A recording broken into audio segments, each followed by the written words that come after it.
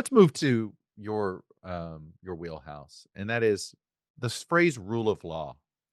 What did it mean to you before you worked on the impeachment, and that you've been in this sort of where we've been in a very politicized legal environment? Let's just leave it at that, right? We can d- go in deeper here, but before your experience with the sort of the merging of politics and law and legal issues in the heat of sort of the Trump era. What did the rule of law mean to you then, and what do you think it?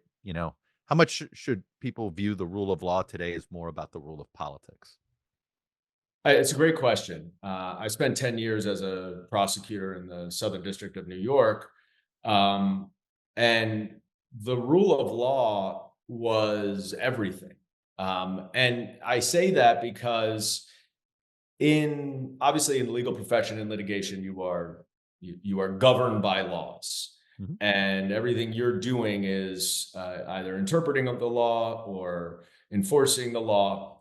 But when you are a prosecutor, you are truly driven by the law and justice. You're not driven by beating your opponent.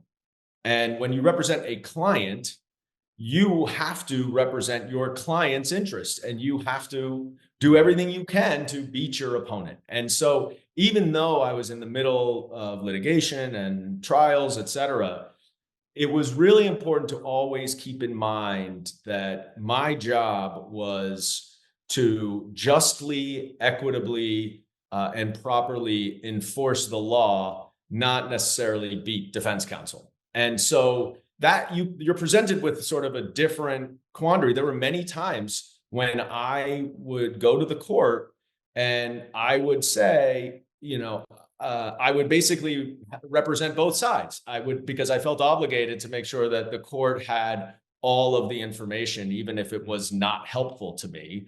And so my view of the rule of law was, at this halcyon level of like, this is everything. Our criminal law and our criminal law enforcement depends so much on the proper enforcement, the just enforcement of laws. Our legal system, we don't have, as many other countries do, a civil code where every specific instance, every issue has a specific line item that decides it. What our system is based on, and it's the same as, and people complain about the tort system, we enforce our laws in very many ways through private litigation and through holding people accountable to the law, not necessarily by the government, but by other litigants. There are benefits and costs to that, but that's how it works. And so our entire economy, our entire system of government depends on a fidelity to the law and depends on the rules-based order, which you hear a lot about, which really just goes down to there are rules, there are laws, they govern. Right. There's a neutral, independent arbiter of those, and that's a judge. And it's up to everybody to try to convince the judge, but whatever the judge says is what happens. You bring up Now, something. Yeah, go ahead. no, Finish you that. Sorry. go ahead. No, go, because I want to. Yeah, now. Well, now, things that were so fundamental that I would have never in a million years thought would be called into question are being called into question. Due process, the basic fundamentals of due process, which is you are provided with notice of what you're charged or alleged to have done. You are given an opportunity to be heard, and a neutral arbiter decides it. That's the entire legal system. That's how it works. And that is the very basis of the rule of law. That is now under attack. I'd argue 6 of our first 10 amendments are basically are about this, are about Yeah. giving people equal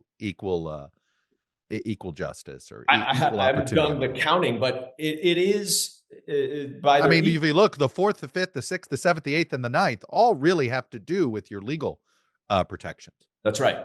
And your legal protections, which yes, I think are regardless of citizenship, by the way, right? correct, and it Yes. is important to remember that.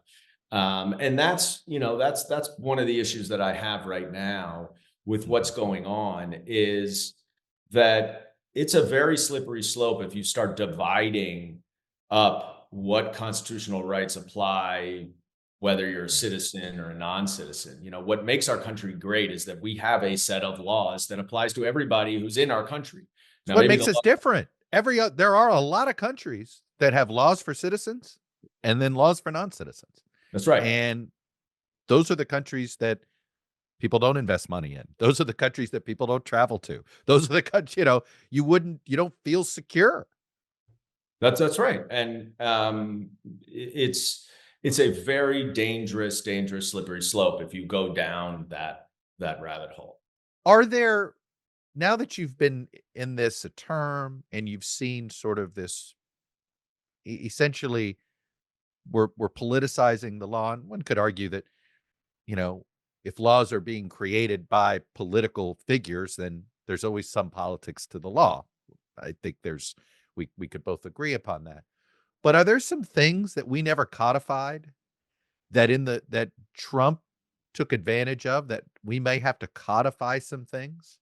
Oh, there are a lot Yeah, of like give me some on the high level that you think the next time Democrats have a chance that, hey, we've got to, because I assume, right? This is my optimistic side.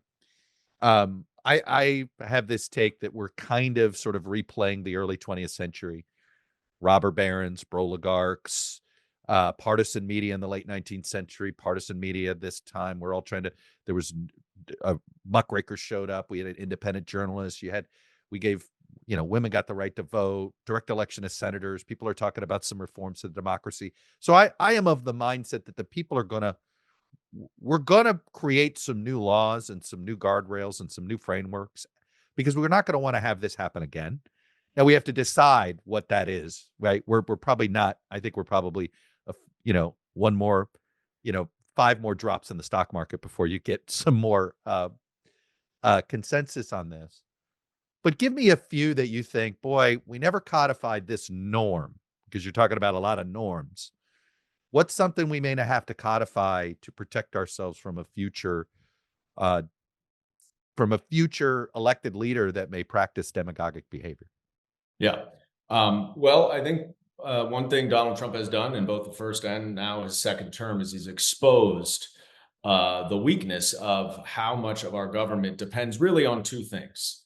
One is this oath of office, Mhm. and that every elected official and up to and most importantly the president takes an oath to follow the Constitution, and in the president's case, to faithfully execute the laws.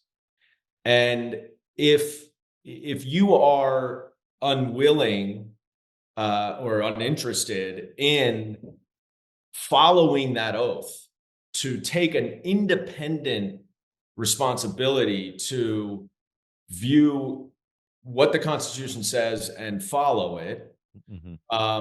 then you are already in unprecedented land. I don't think there's ever, maybe you're more of a historian than I know, but in recent history, No, you have to go back to Andrew Jackson, right? Who right? just said, let them enforce it, right? They're back in the day, and That's and what I I think was going to say, but we're all bracing. We're all bracing for a moment where, I'm of the mindset he hasn't technically violated a Supreme Court order yet, but it feels like it's an inevitable.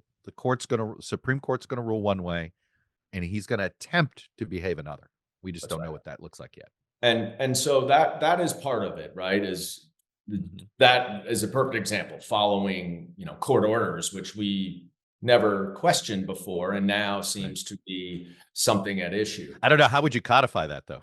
I mean, like, right? No, That's I a mean that one you can't really. But yeah. the next one, that I think I spend a lot of time thinking about, just because I spent 10 years in the Department of Justice, right? Mm, mhm. The idea that a president does not weigh in on any individual prosecutions was a norm created after Watergate, especially, but even prior to that, that was just accepted.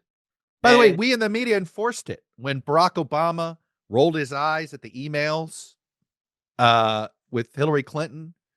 It was we in the press that said, "Hey, you're putting your finger. Are you putting your finger on the scale while your Justice Department's doing that?" He backed off. right, Right? George W. Bush. They back. We saw this. Bill Clinton. All of them were tempted to, especially those presidents that have legal degrees, right? They believe, well, I gotta, let me tell you how I would handle this, and they've gotten their hand slapped, and before Trump, they accepted it. right.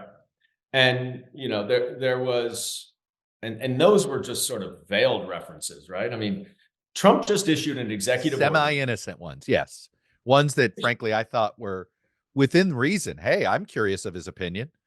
Right, one of those that, like, actually, I think it was. I think the public deserved to know what the president thought.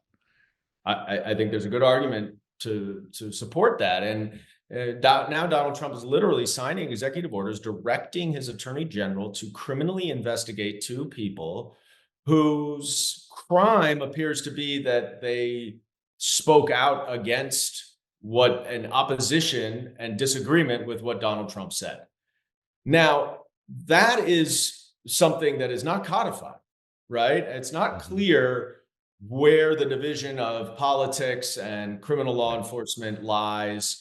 Yes, the attorney general is, of course, appointed by the president as part of the cabinet, but the president is supposed to be walled off under the norms of the Department of Right. Justice. Many individual prosecutions. He's obviously just blown that out of the water in a egregious way. But there are also norms and protocols for who in the White House can talk to whom in the Department of Justice. And there was literally a whole sort of infrastructure built around these norms that Donald Trump has just blown out of the water. And so that is one thing I think that needs to be codified.